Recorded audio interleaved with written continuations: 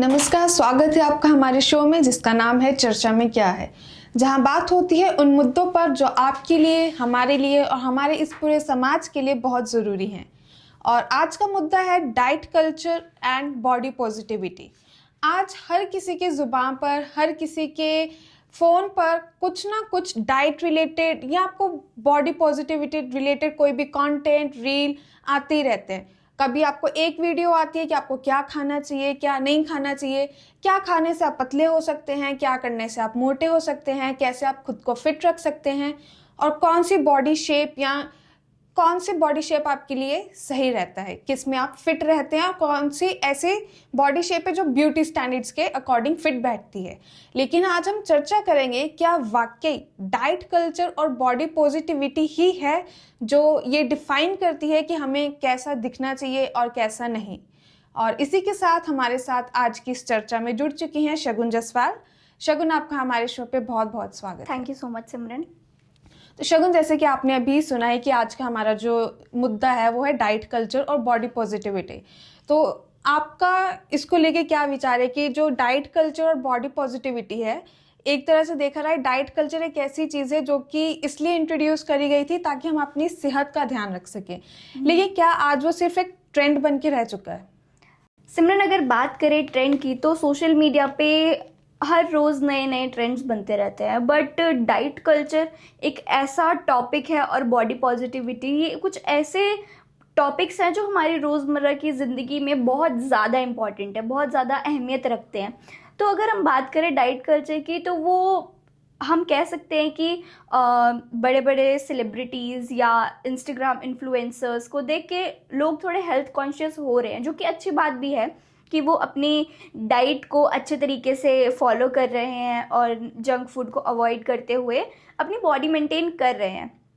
पर अगर हम बात करें कि अगर डाइट कल्चर या बॉडी पॉजिटिविटी की, तो उसमें लोगों ने इसमें भी ब्यूटी स्टैंडर्ड्स को एक जगह दे दिया है, क्योंकि लोगों के अकॉर्डिंग जो इंसान फिट है वही मतलब अच्छा है और वही हमारे में फिट बैठेगा, और जो इंसान अगर मोटा है या ज़्यादा पतला है तो उस पर अलग अलग तरह की टिप्पणियाँ की जाती हैं। और इसी पर जो कई बार जो लोग होते हैं वो डिप्रेशन में भी चले जाते हैं, क्योंकि उन्हें इतना मतलब लोगों के द्वारा कहा जाता है। अब मान लीजिए एक इंसान है जो कि मोटा है और उसे पता है कि वो मोटा है और उसे शायद कुछ बीमारी है जिसकी वजह से उसका वज़न कम नहीं हो पाता, तो लोग उसे रोज़ नई नई टिप्पणियाँ देंगे कि तुम ये करो, तुम वो करो, तुम ये करो, पर उस बीमारी की वजह से ही वो अपना वेट कम नहीं कर पा रहा है और दवाइयों की वजह से उसका वज़न नहीं कम हो रहा है, तब भी लोग उस पर टिप्पणियाँ करते हैं, उससे इतना मजबूर करते हैं कि नहीं तुम पतले हो और पतला इंसान ही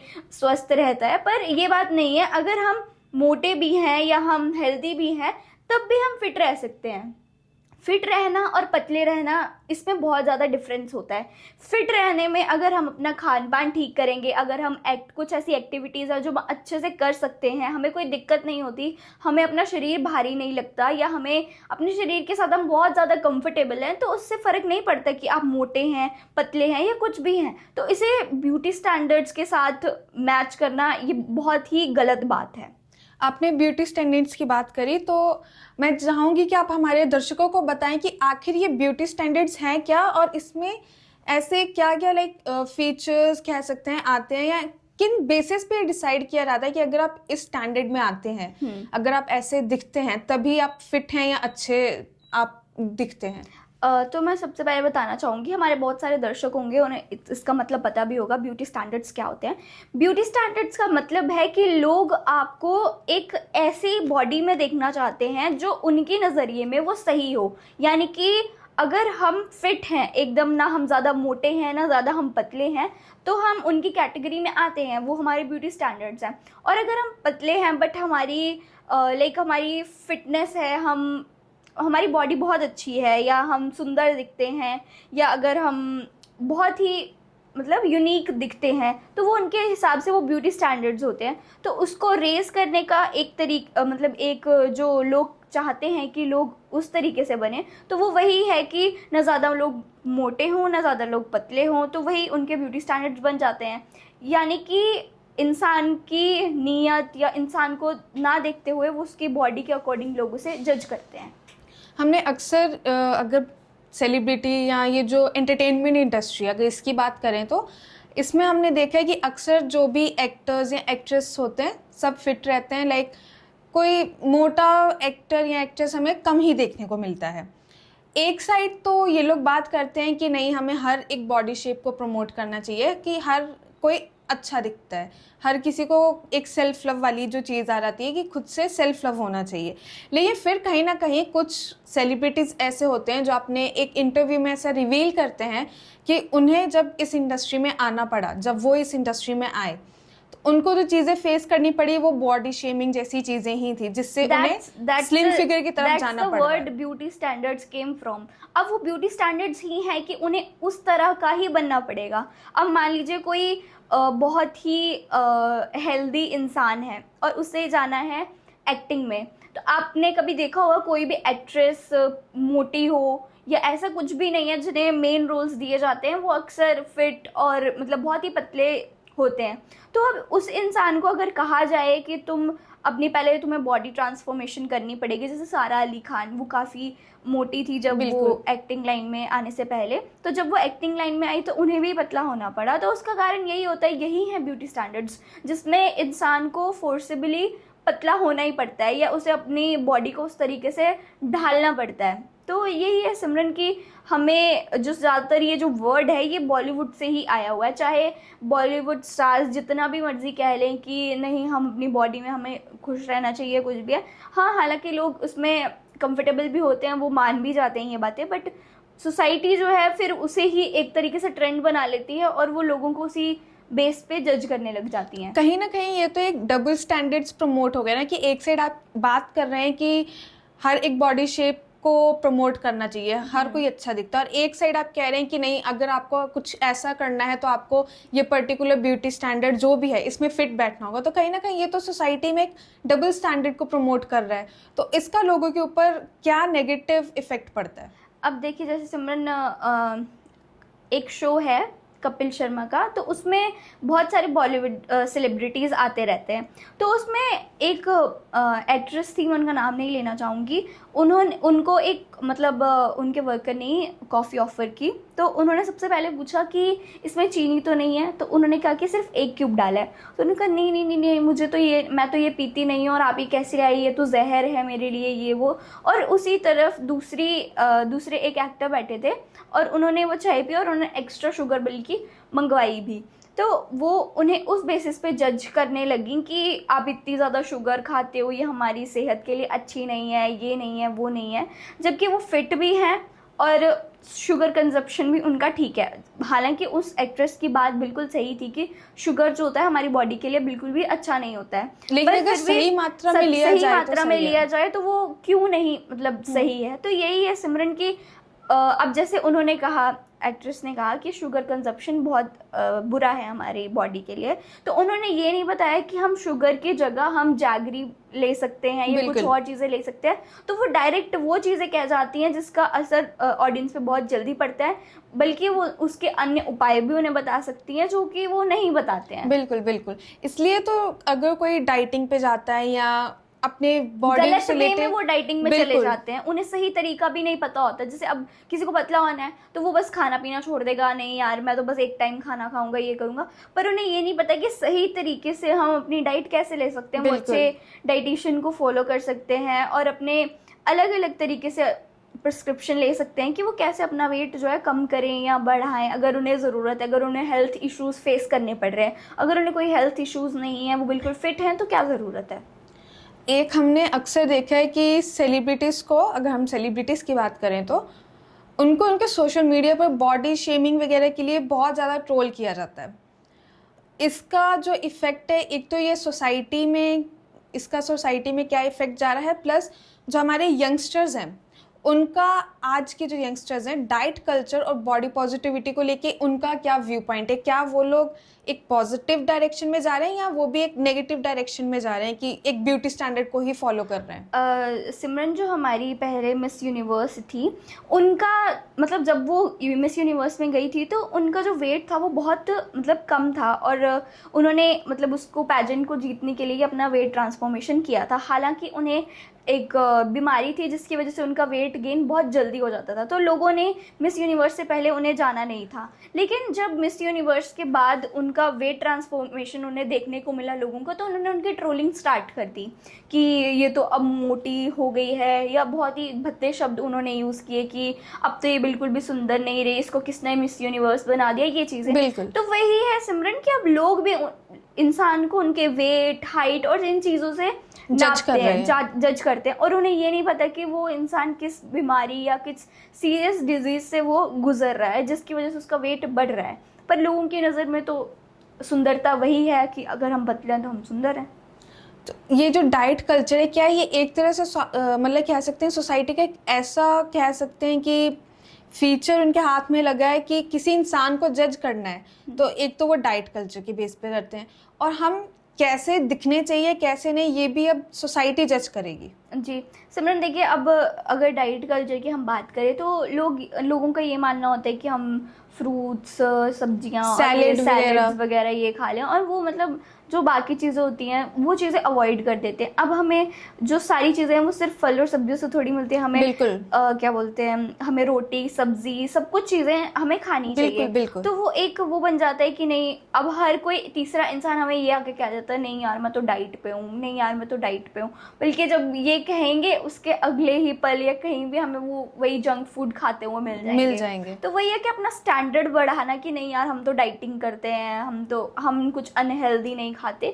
पर बात तो ये है कि अगर आपको सही तरीके से उसे फॉलो करना है तो हमें पूरी प्रिस्क्रिप्शन के साथ और पूरी इन्फॉर्मेशन के साथ, रिसर्च के बाद उन चीज़ों को फॉलो करना चाहिए। अपनी बॉडी को जानना बहुत ज़्यादा ज़रूरी है। एक तो ये भी है कि काफ़ी जैसे लोग एक्सरसाइज करते हैं, तो मेरे ख्याल से ये इस चीज़ को नहीं समझते हैं लोग कि हर किसी इंडिविजुअल की जो बॉडी है वो अलग होती है, हर किसी से अलग होती है। अगर आप सेम अमाउंट का ही खा रहे हैं, सेम टाइम के लिए ही एक्सरसाइज कर रहे हैं, फिर भी अगर कोई दूसरा आपसे ज़्यादा पतला या ज़्यादा फिट है, तो आई थिंक वो बॉडी इंडिविजुअल डिफरेंसेस हैं। आप सेम टाइप का सब कुछ कर रहे हैं लेकिन फिर भी कुछ ना कुछ तो डिफरेंस रहेंगे ही ना। आफ्टर ऑल हार्मोन्स वो भी एक चीज़ है जो हमारी बॉडी में काम करती है। तो मेरे ख्याल से लोग इस चीज़ को नहीं समझते हैं कि आप कितना भी किसी को कॉपी करने का ट्राई कर लें, आप उनके जैसे नहीं दिख सकते हैं। अब जैसे कई लोग कहते हैं कि हमें कॉफ़ी पीने के बाद हमारी नींद उड़ जाती है, हम बहुत तेज़ काम करने लग जाते हैं। कुछ को तो कॉफ़ी पीने के बाद नींद आ जाती है। मैं खुद मतलब अगर मैं कॉफ़ी पी लेती हूँ ना तो मुझे नींद आने लग जाती है। तो वही है कि अगर उस चीज़ में अगर डिफरेंशिएशन हो सकता है तो हमारी बॉडीज कितनी अलग है। बिल्कुल बिल्कुल। तो वही लोग नहीं समझ पाते। पर मेरे ख्याल से एक जो माइंडसेट मैंने देखा है, आई थिंक आपने भी नोटिस करा होगा, लोग आउटर अपीयरेंस पे ज़्यादा ध्यान दे रहे हैं कि हम बाहर से कैसे दिख रहे हैं कैसे नहीं, लेकिन अंदर से भले ही आपके बॉडी ऑर्गन्स काम ही ना कर रहे हो, आपने उस डाइटिंग के वे में आके, उस डाइटिंग कल्चर में आके वो सब भी खाना छोड़ दिया जो आपकी बॉडी के लिए एसेंशियल था। बाहर से भले अच्छे दिख रहे हैं लेकिन अंदर से आप ही को पता है कि आपकी बॉडी कितनी कमज़ोर हो रही है। अब इसी पे सिमरन मैं एक एग्जांपल देना चाहूँगी। मेरी एक कज़न है जो मतलब बहुत ही पतली है, अंडर वेट है मतलब वो, पर वो इतना कुछ खाती है, मतलब वो हेल्दी चीज़ें नहीं खाती, वो सिर्फ जंक फूड खाएगी, कोल्ड ड्रिंक पिएगी, कोक वगैरह सब कुछ, बट उसका वेट गेन नहीं होता है, वो वैसा ही रहता है। और उसको लगता है कि मैं बहुत फिट हूँ और मेरा अगर वेट नहीं बढ़ रहा तो मतलब कि मतलब मैं बहुत फिट हूँ अगर मेरा वेट नहीं बढ़ रहा है तो। और उसी पर अगर कोई और इंसान, जैसे अगर मैं हूँ, मैं अगर से जंक फूड है या कुछ भी अगर एक हफ्ते तक मैं कंटिन्यूस कंजप्शन करूँ तो मेरा वेट जल्दी से बढ़ जाएगा। बट उन्हें ये नहीं पता कि अगर वो, अब उनका ये माइंडसेट है कि मैंने कौन सा मोटा होना है तो मैं सब कुछ खा सकती हूँ, बट उन्हें ये नहीं पता कि अंदर कौन सी नई बीमारी को वो जन्म दे रहे हैं। बिल्कुल। और अगर वो हेल्दी खाने की तरफ अगर जल्दी से नहीं बढ़े तो उन्हें बहुत सारी बीमारियों का सामना इन फ्यूचर करना पड़ेगा। हाल अगर वो बीमारियां उन्हें अभी नहीं दिख रही हैं, वो सिम्टम्स अभी नहीं दिख रहे हैं, तो वो आने वाले समय में डेफिनेटली उन्हें दिखेंगे, क्योंकि जंक फूड, ये कोल्ड ड्रिंक्स, सब कुछ में केमिकल्स और बहुत ख़राब होता है हमारी बॉडी के लिए। तो इसको मानना कि हम अगर इसको कंज्यूम करते रहेंगे तो फिर भी हमारी बॉडी पे कोई असर नहीं पड़ेगा, तो ये बहुत बड़ी गलतफहमी है। आई थिंक लोग ना शॉर्ट टर्म इफेक्ट्स पे ज़्यादा ध्यान देते हैं, लॉन्ग टर्म इफेक्ट्स के बारे में भूल ही जाते हैं कि ठीक है अगर अभी आपकी बॉडी पे इफेक्ट नहीं दिखा रहा है तो इसका मतलब ये नहीं कि वो आगे चल के भी कोई असर नहीं दिखाएगा। माना कि अगर आप अभी कुछ खा रहे हैं, आपको उसके कोई इफेक्ट नहीं दिख रहा आपकी बॉडी पे, तो आगे लॉन्ग टर्म में जाके ही आपको कुछ ऐसी डिजीज हो सकती है, मे बी वो फिर क्रॉनिक डिजीज में बदल जाए। जी। इसी से लेकर मेरा एक सवाल है कि अक्सर हम देखते हैं जब डाइटिंग पर जाते हैं लोग, कुछ ना कुछ सप्लीमेंट्स भी कंज्यूम करते हैं। वो सप्लीमेंट्स जैसे प्रोटीन टाइप वगैरह कुछ भी हो गया लेते हैं कि उनकी बॉडी को उससे प्रोटीन वगैरह मिलेगा। अब ऐसे ही मार्केट में और न्यू प्रोडक्ट्स आए हैं जो ये दावा करते हैं कि अगर आप हमारे प्रोडक्ट्स को कंज्यूम करेंगे, इस वे में कंज्यूम करेंगे, तो आप जल्दी से या तो वेट गेन किसी को करना है तो वेट गेन हो जाएगा, वेट लॉस करना है तो वेट लॉस हो जाएगा। सिमरन, यही सबसे बड़ा धोखा है जिस पे लोग आसानी से बढ़ जाते हैं कि आप ये वाली दवाइयाँ खाइए या ये चीज़ खाइए, बिना एक्सरसाइज किए या बिना योगा किए आप आसानी से अपना वेट लूज़ कर सकते हैं। बट उन्हें ये नहीं पता कि सिर्फ एक गोली आपका वेट कम कैसे कर सकता है। बिल्कुल। अगर वो कर भी रहा है तो उसमें कितनी ज़्यादा केमिकल्स या कुछ चीज़ें होंगी जो आपकी बॉडी को एकदम से ट्रांसफॉर्म कर रहे हैं। अगर वो आपको एक पॉजिटिव इफेक्ट दे रहा है तो उसके काफ़ी नेगेटिव इफेक्ट्स होंगे। और मैं नहीं मानती कि सिर्फ गोलियों के बेसिस पे या मेडिसिन के बेसिस पे या कुछ ऐसे प्रोडक्ट्स के बेसिस पे हमारा वेट गेन या लूज़ होता है। उसके साथ ही मैंने बहुत सारी ऐसी कंपनीज देखी हैं, ऐसी ब्रांड्स देखी हैं जो हमेशा ये कहती हैं अगर आप ये सप्लीमेंट ले रहे हैं तो इसके साथ आपको एक्सरसाइज और योगा करना कंपलसरी है। और अगर आप ये चाहते हैं कि नहीं हमारा बस ये प्रोडक्ट्स खा के ही वेट लूज़ या वेट गेन हो जाए, तो वो सबसे बड़ी गलतफहमी है आपकी। तो हमें प्रॉपर एक डाइट फॉलो करनी पड़ती है और हमें प्रॉपरली मतलब वो मेडिकेशन लेना पड़ता है। इसके साथ ही हमें एक्सरसाइज योगा ये सब करना पड़ेगा, क्योंकि ऐसे तो ये बहुत अनहेल्दी तरीके से आप अपना वेट लूज और गेन कर रहे हैं, तो इससे आपकी बॉडी को भी बहुत ज़्यादा हार्मफुल इफेक्ट्स देखने को मिल सकते हैं। अगर हम इंडियन सोसाइटी की बात करें तो अक्सर जब खासकर मैंने ये यंगस्टर्स में देखा है कि जब वो लोग ऐसी किसी चीज़ को फॉलो करते हैं तो उनका एक ये पॉइंट ऑफ व्यू बन जाता है कि हमारा जो इंडियन फूड है, जो इंडियन खाना है, जंक फूड की बात ना करें, जो घर का बना हुआ खाना है, वो वेट गेन में हमें, अगर हम वेट लॉस करें तो हमें वेट लॉस में हेल्प नहीं करेगा। जैसे देसी घी वगैरह हो गया, वो सब कुछ छोड़ देते हैं। कार्बोहाइड्रेट्स हो गए, स्टार्च हो गया, जो एसेंशियल फैट भी है जो हमें हमारी बॉडी को ज़रूरत है, वो भी छोड़ देते हैं। तो आपका इसके ऊपर क्या टेक है कि जो हमारी इंडियन सोसाइटी का जो खाना है, जो हमारे इंडियन कल्चर का खाना है, क्या वो वाकई में हेल्दी है या फिर कहीं ना कहीं अनहेल्दी है? सिमरन, अब जो हमारे बड़े बुजुर्ग थे वो सब भी तो यही खाना खाते थे, फिर भी एक स्वस्थ जीवन जीते थे। लेकिन अब बच्चे ये सोचते हैं, आजकल के यंगस्टर्स ये सोचते हैं कि नहीं, अगर मैं प्रोटीन लूँगा तभी मेरी बॉडी बनेगी, मैं प्रोटीन नहीं खाऊंगा तो मैं तो बस मेरा तो हो गया, मेरी बॉडी नहीं बन पाएगी। और उन्हें ये नहीं पता कि वो जो प्रोटीन है आजकल स्पेसिफिक ब्रांड्स ही हैं जो अच्छा प्रोटीन दे रही हैं।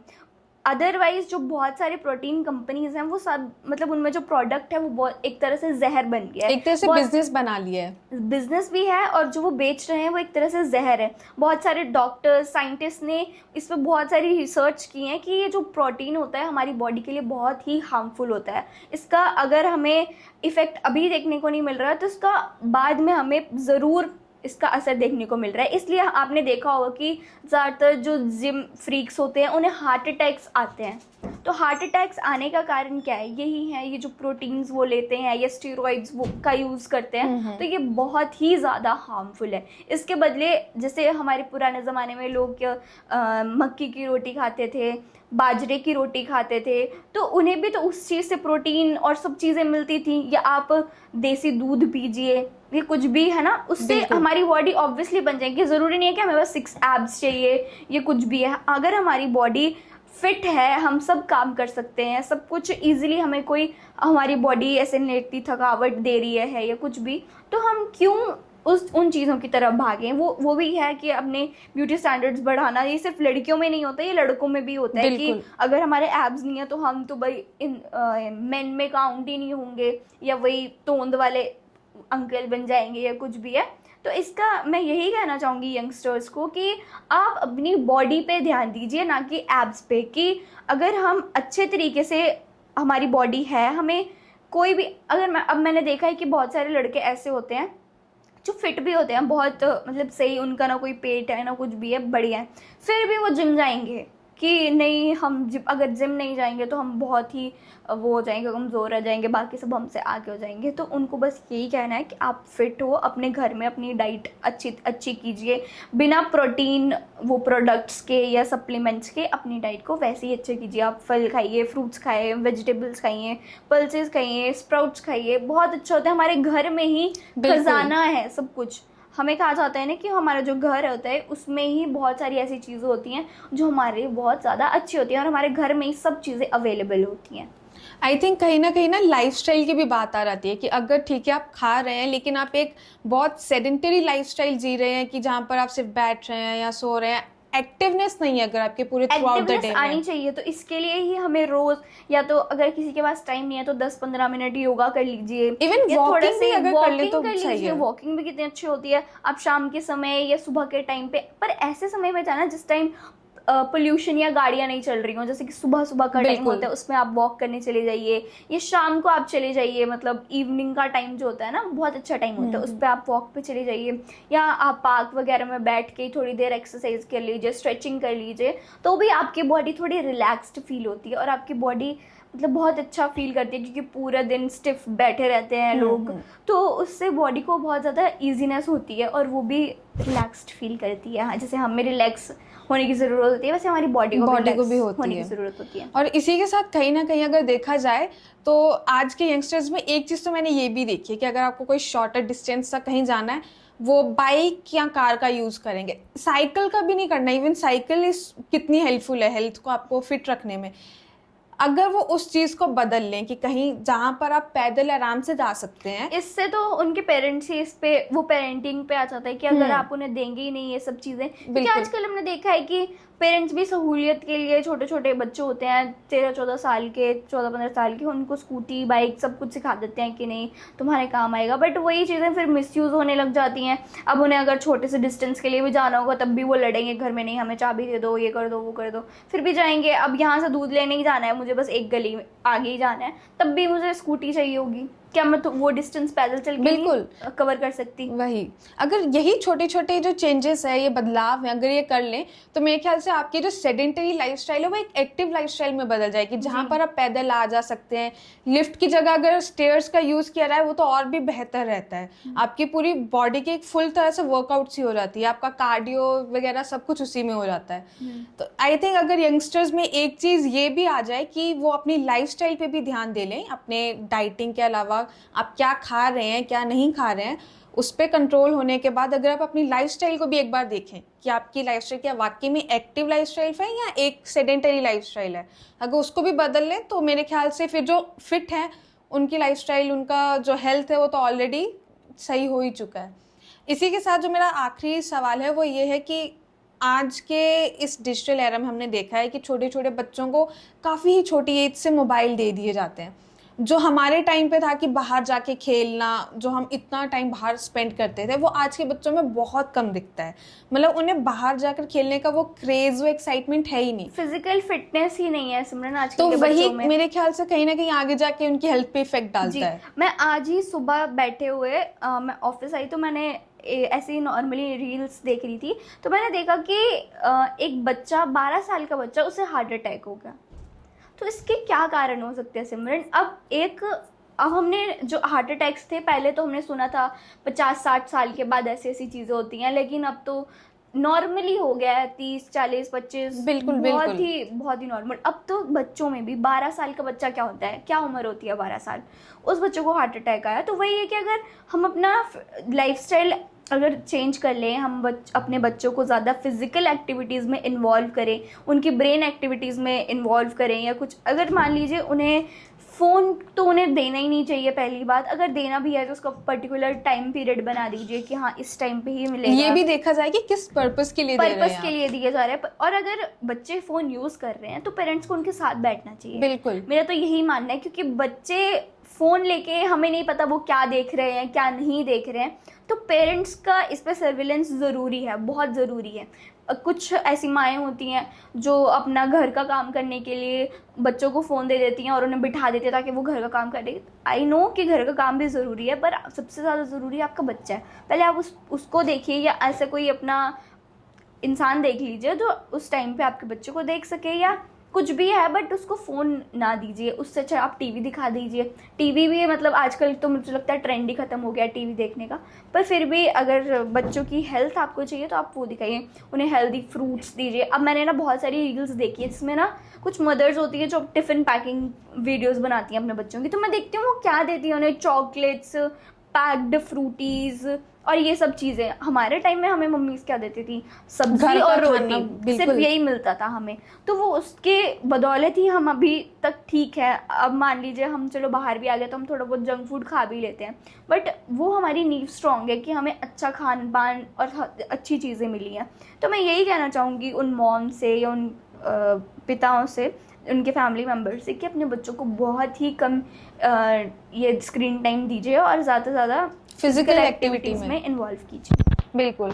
और इसी के साथ हम अपनी चर्चा को यही समाप्त करते हैं, लेकिन इसका जो निष्कर्ष निकल के आता है वो यही है कि अपने आप को किसी दूसरे के साथ कंपेयर ना करें। आपकी बॉडी डिफरेंट है, दूसरे की बॉडी डिफरेंट है। आप भले सेम अमाउंट का खाना खा रहे हैं, सेम अमाउंट की एक्सरसाइज कर रहे हैं, लेकिन फिर भी आप में और दूसरे में कुछ ना कुछ तो डिफरेंस रहेंगे। आफ्टर ऑल हमारे हाथ की 5 उंगलियां भी सेम एक बराबर नहीं होती हैं, तो फिर आप ये कैसे एक्सपेक्ट कर सकते हैं कि आप भी किसी दूसरे इंसान की तरह दिख सकते हैं या बन सकते हैं। और रही बात अपनी बॉडी पॉजिटिविटी और डाइट कल्चर की, तो पहले अपनी बॉडी को अच्छे से समझें कि आपके शरीर को क्या चाहिए। बिना किसी ट्रेंड के चक्कर में या किसी इन्फ्लुएंस के चक्कर में आकर किसी भी चीज़ को ब्लाइंडली फॉलो ना करें। जब तक आपकी बॉडी किसी चीज़ की डिमांड नहीं करती है उसको फॉलो ना करें, और अच्छा खान पान रखें, घर का खाना ही खाएं, जंक फूड को जितना हो सके उतना अवॉइड करें।